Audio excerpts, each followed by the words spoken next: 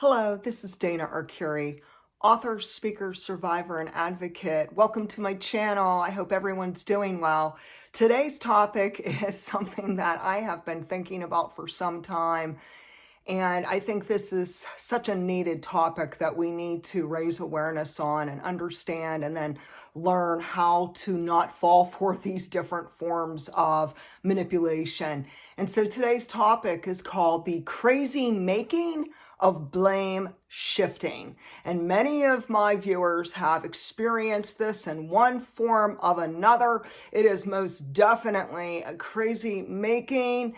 It is a toxic form of manipulation, mental abuse, on and on and on this three-ring circus goes. So today let's talk about this, and we're going to start with, what is shift blaming?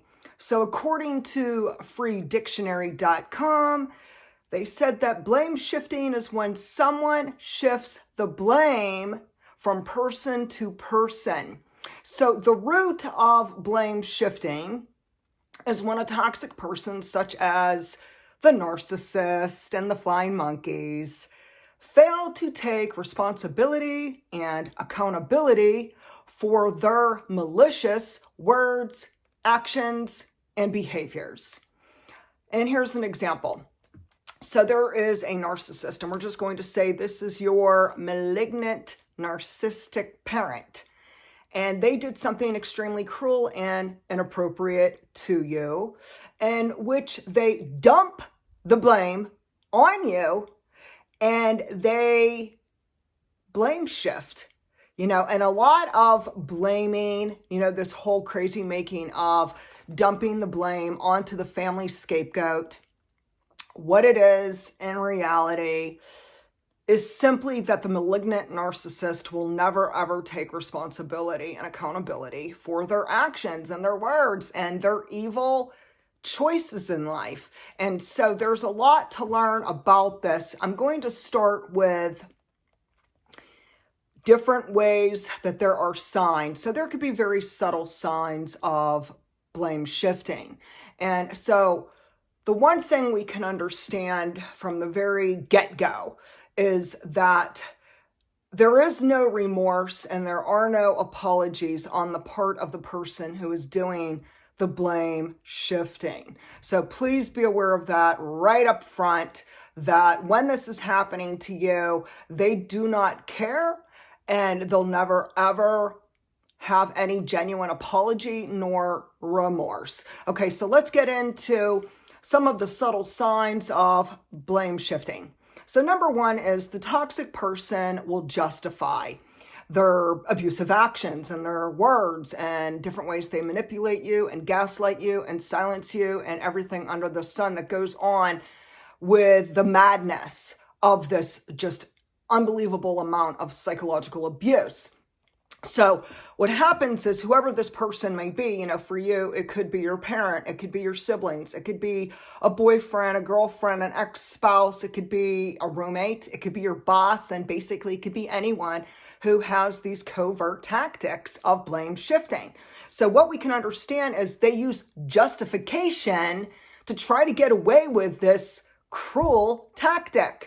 Next is that they use denial. So they will always play the denial game, the mind games. This is how they try to manipulate you when they are doing something wrong to you. Or it could even be they're doing something wrong to your children or your grandchildren. The crazy making isn't just something that's happening to you. You will most likely not be the only target for the narcissist or these toxic manipulative people. So understand that, if you're married, your spouse might end up being targeted, your kids might be targeted, your grandchildren, your neighbors, people you're close friends with, so this is just absolute madness. Next would be sudden amnesia. Oh my goodness. I know that a lot of you have experienced this because you've shared your story. So what happens is after this person is shame shifting and blame shifting. And so there is a lot of shame wrapped up in the blame. We have to know that a lot of this goes hand in hand, shame and blame together. So they're victim blaming you. But what happens is they have this sudden amnesia. Oh, how convenient. In which they are like, I don't know what you're talking about. No, I didn't say that. I don't remember doing that. Oh no, it must be you just have an imagination. Well, maybe you're just too sensitive, and so they'll hand you a lot of BS and again, try to minimize what they really have done. Next would be number 4. And so number 4 is minimizing. So minimizing is a big part of this. It's when someone takes something that they did that was really, really malicious, heart-wrenching, extremely cruel behaviors and actions and words. And what they'll do is they'll minimize it and they'll try to make it into something harmless. So this is oftentimes, again, part of the crazy making, in which they're going to minimize what they said to you, what they did to you, and what their motives are. Because we have to understand that underneath this whole pattern, this toxic dynamic of blame shifting, is that they aim to hurt you and hurt you bad. Next would be that they argue with you. Oh, they love this. They love drama, and a little more drama. Oh, they love it.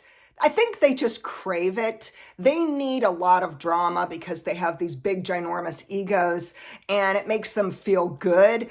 And they love stirring the pot and then stepping back and watching things explode. So we can understand that they will have nonstop conflicts with you. They will argue with you. They will deny everything. There's a lot of deception and dysfunction involved with blame shifting. Next is guilt trip. Oh, my, how they adore to put you on a guilt trip. They love playing this blame game, the victim shaming and the victim blaming, and we're going to guilt her or him out. We're going to make them feel so bad. And then meanwhile, they're the ones who are at the root of this whole entire madness. And so they will act extremely defensive if you confront them. They will act defensive. They will lash out at you, and they will attempt to make you feel guilty for their bad behaviors. Next is number 7. They are pathological liars. So they will blatantly lie right to your face. I mean, they won't even blink an eye. So a lot of times narcissists and these toxic people are so good at lying and deceiving people because deception is all about their manipulation. This is something they become extremely expert at. And so what happens is they will lie to your face. Then they will accuse you of being the problem, and they will try to provoke you and bait you. So we have to understand that, again, blame shifting is mental abuse. It's a way of bullying the family scapegoat or the black sheep in the family or whoever you might be. Now, you could be a scapegoat and it may not be linked to your family. It could be linked to, say, your ex-spouse. This is also very common. Next would be that we have to start thinking about, okay, so they're blame shifting me and they're trying to shift all the blame and the shame onto me. And so we have to ask ourselves, what can I do to help myself not get wrapped up in this crazy making? And so here are some tips to help you so you don't fall for it. So number 1, understand that toxic people will never take responsibility or accountability for their words and their behaviors and their cruel actions. Next is number 2. Don't ever explain yourself. Don't waste your breath. Don't waste your time. Never waste your energy on these very low vibrational, emotional vampires. Next would be do not overreact. Okay, so, another part of blame shifting is they want to get a reaction out of you. Now, this is very much a part of narcissistic supply, even if it's coming from the flying monkeys. They want to ruffle your feathers, to have you crying, screaming, yelling, defending yourself, explaining yourself, and having a meltdown, because then they're going to shift the blame on you again and say, she or he is the crazy one. So don't overreact. Don't explain yourself.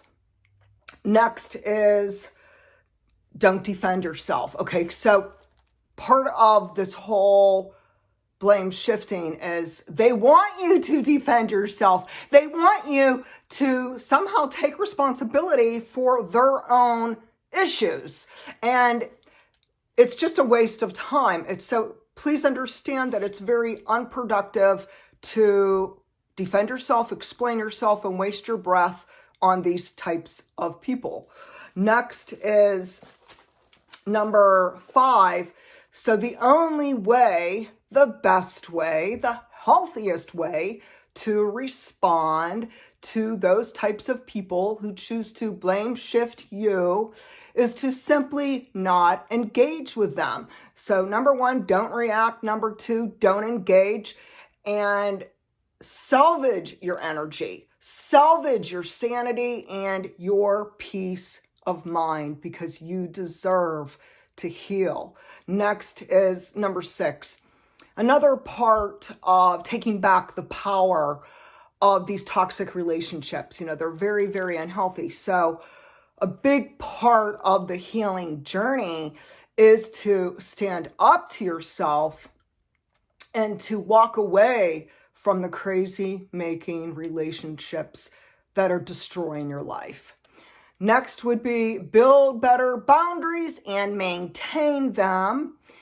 Number 8, you could gray rock and limit your contact with these manipulative people.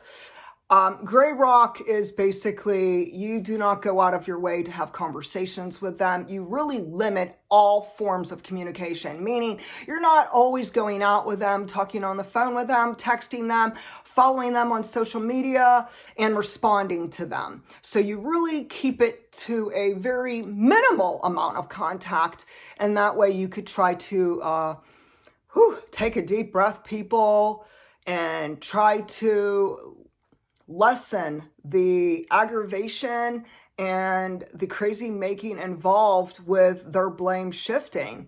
And last would be, of course, to go full no contact with any type of person who is unstable, psychologically abusive. They could be a sociopath, it could be a narcissist, it could be your toxic family members.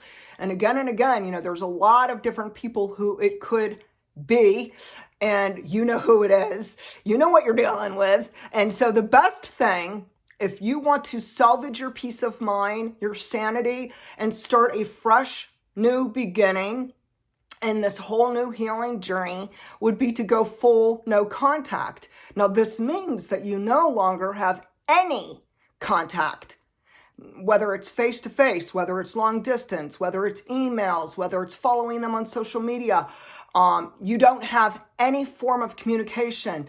So even if they would send you a horrible text message, you don't respond. Actually, the best thing would be to block them on your cell phone, block them across the board on all social media. Do yourself a favor. One thing I have, and this is just kind of like a side note, kind of throwing this in there as a side note, a little self-help tip for you people to heal. You may want to even delete every single image of them that's on your cell phone and maybe on your computer.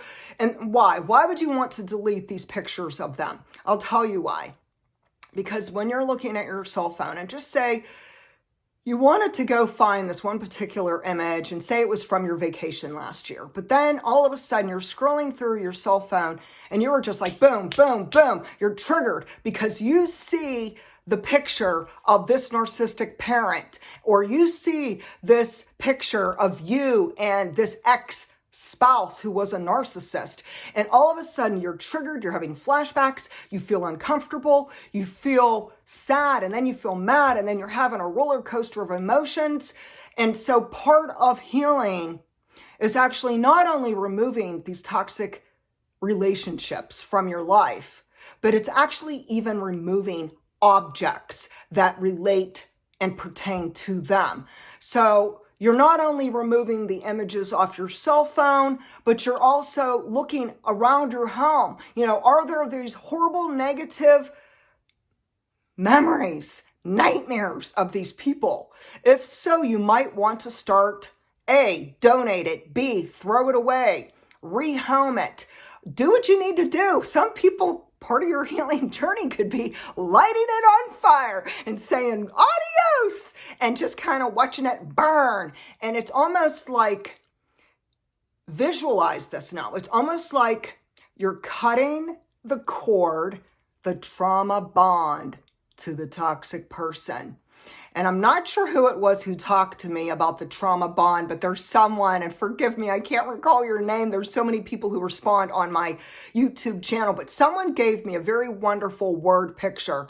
And they were talking about how visualization is also very helpful. So I wanted to add this in my last set of tips for you, because a lot of times visualization can really be therapeutic and helpful for us. And so you can actually, in your mind, close your eyes and visualize there's this cord between you and this toxic person. And there might be more than one. And there's this cord, and it's like a trauma bond. And so picture yourself literally cutting the cord, severing your tie forever, permanently from this person.